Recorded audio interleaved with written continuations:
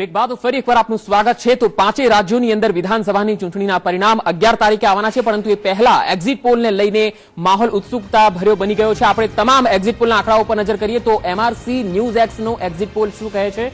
બીજેપીની સરકાર ઉત્તર પ્રદેશમાં બની શકે છે, જો કે 185 સીટ આપી રહ્યું છે આ એક્ઝિટ પોલ, એટલે કે અહીં બહુમતી માટે 200 થી વધારે સીટની જરૂરિયાત હોય છે।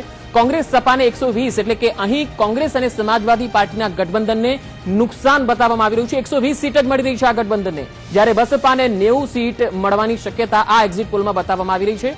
પરંતુ ઉત્તર પ્રદેશમાં ભાજપને ખૂબ મોટો ફાયદો થઈ રહ્યો છે, 185 સીટ।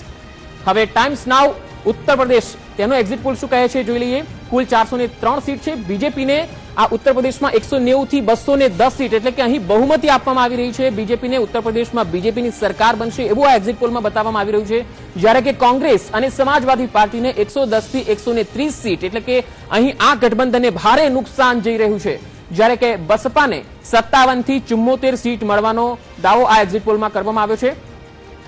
હવે આ તકનો એક્ઝિટ પોલ પંજાબ રાજ્યને લઈને શું કહે છે એ જોઈ લઈએ। કુલ 117 સીટમાંથી બીજેપીને 4 થી 7 સીટ, કોંગ્રેસને 62 થી 71, એટલે કોંગ્રેસને અહીં મોટી વધારે સીટ આપવામાં આવી રહી છે, એટલે કે કોંગ્રેસની અહીં સરકાર પણ રચાઈ શકે છે, કારણ કે 62 થી 71 સીટ બતાવવામાં આવી રહી છે। આમ આદમી પાર્ટી 42 થી 51 સીટ, જ્યારે કે અન્યના ભાગે 2 સીટ આવી શકે છે। હવે સી વોટરમાં પંજાબનો એક્ઝિટ પોલ શું કહે છે એ જોઈ લઈએ। ભાજપને 5 થી 13 સીટ, કોંગ્રેસને 41 થી 49 સીટ, આમ આદમી પાર્ટીને 59 થી 67 સીટો અને અન્યના ભાગે માત્ર 3 સીટ આવશે। હવે ઇન્ડિયા ટુડેમાં પંજાબ રાજ્યનો જે એક્ઝિટ પોલ છે તે આંકડો શું કહે છે એ જોઈ લઈએ। તો પંજાબમાં ભાજપને 4 થી 7 સીટ, કોંગ્રેસને 62 થી 71, આમ આદમી પાર્ટીને 42 થી 51, જ્યારે અન્યના ભાગે 2 સીટ આવશે। હવે MRC news x exit poll Punjab રાજ્યનું શું કહે છે જોઈ લઈએ। અકાલી દળને 4 થી 7 સીટ, કોંગ્રેસને 62 થી 71, આમ આદમી પાર્ટીને 42 થી 51 અને અન્યના ભાગે 2 સીટ। ટાઈમ્સ નાઉ નો એક્ઝિટ પોલ પંજાબ રાજ્યને લઈને શું કહે છે? તો ભાજપને 7, કોંગ્રેસને 55 અને આમ આદમી પાર્ટીને પણ 55, એટલે કે અહીં કોંગ્રેસ અને આમ આદમી પાર્ટી બંને વચ્ચે કાંટાની ટક્કર બતાવવામાં આવી રહી છે। ઉત્તરાખંડની હવે વાત કરીએ। સી વોટરનો એક્ઝિટ પોલ ઉત્તરાખંડ રાજ્યને લઈને શું કહે છે?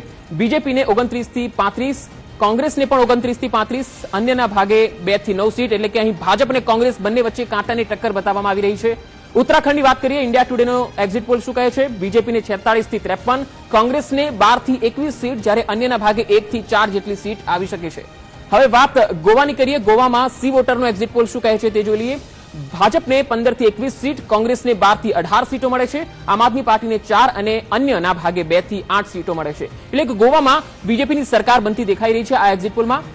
હવે ટાઈમ્સ નાઉ નો એક્ઝિટ પોલ ગોવા રાજ્યને લઈને શું કહે છે એ પણ જોઈ લઈએ। બીજેપીને 15 થી 21, કોંગ્રેસને 12 થી 18 અને અન્ય પાર્ટી આમ આદમી પાર્ટીને 4 સીટો મળી રહી છે, એટલે કે અહીં આમ આદમી પાર્ટી સારો દેખાવ કરી શકે છે, 4 સીટો તેને મળતી દેખાઈ રહી છે, પરંતુ સરકાર ગોવામાં બીજેપીની જ બનશે એવું આ એક્ઝિટ પોલમાં બતાવવામાં આવી રહ્યું છે।